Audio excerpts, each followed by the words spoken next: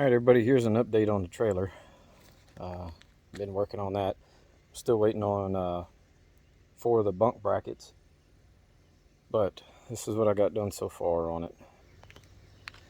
Pulled off the bunk brackets that were on there, got them painted.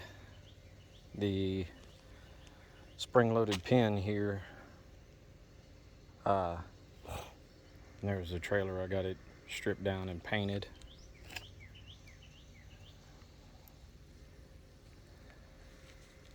Now, if y'all are wondering, these spring-loaded pins for these dump or shallow water dump trailers, the pin goes through there, and there's a spring here in the middle.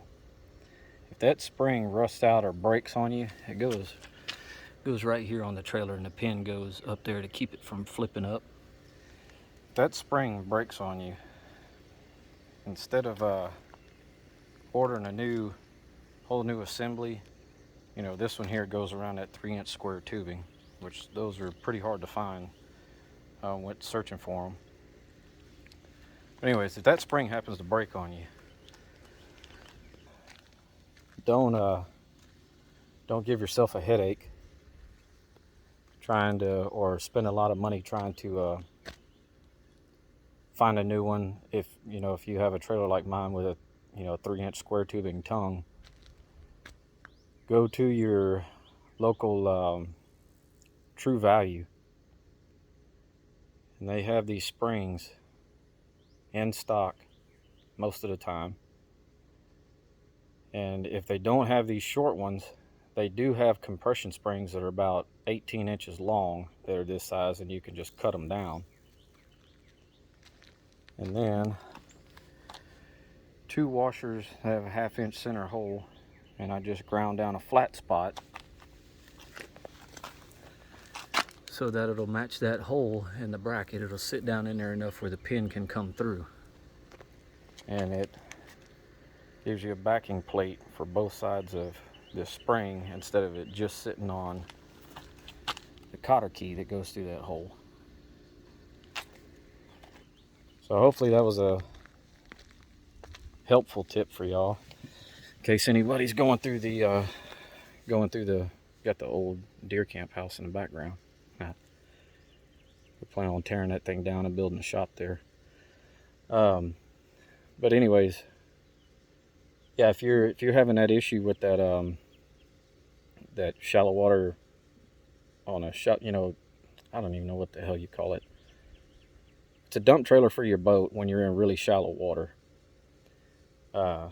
If this spring screws up and breaks or rusts out on you, which most of them will eventually, don't worry about going to look for a whole new assembly. Just go to your True Value or your local hardware store, and most of them have springs like this.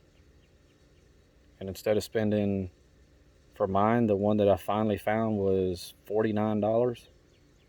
This spring and those 2 washers cost me $2.35. Yeah. So there's that. Oh, one more thing. I finally found the back for these spindles and hubs. These are the bearings that were on here are Timken bearings. They have a built-in seal. The number on them was L44600 LA. I'm pretty sure. Come in here and look at it so I know I'm not lying to you.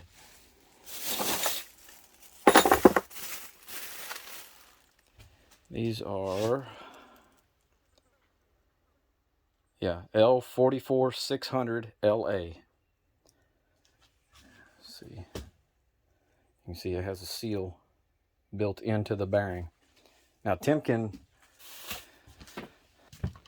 doesn't make those bearings anymore. I went to their website, punched in a number. Part number does not exist. So searched and searched and searched and searched and searched, and finally I found online a place that had those bearings. They were want to say there were 24.95 a piece. So anyways, I got those ordered. I found the outer bearings and races at O'Reilly's. They had those. Of course, not Timken. They were national, national brand, which I was trying to keep it American made, but sometimes you just got to eat that bullet to get what you need. I mean, at least they were made in Thailand and not in China. So, yep, there's the update on that. Waiting on 4 bunk brackets. They're supposed to be delivered today from what it says. And then the 2 inner bearings with the seals, they'll be here Sunday. So hopefully then I can get this trailer done. And then it's time to start working on a title, VIN, and plates for it, seeing as how it's a homemade trailer. And I could tell you, if you're in Texas and you're doing this, there is a lot of paperwork to do a bonded title for a homemade trailer and to get a VIN put on it. And one thing's for sure is you have to go to a certified scale and get a weight on the trailer to even start the process. So, yep, there's the update. Hope y'all have a good one. Stay safe and watch your 6.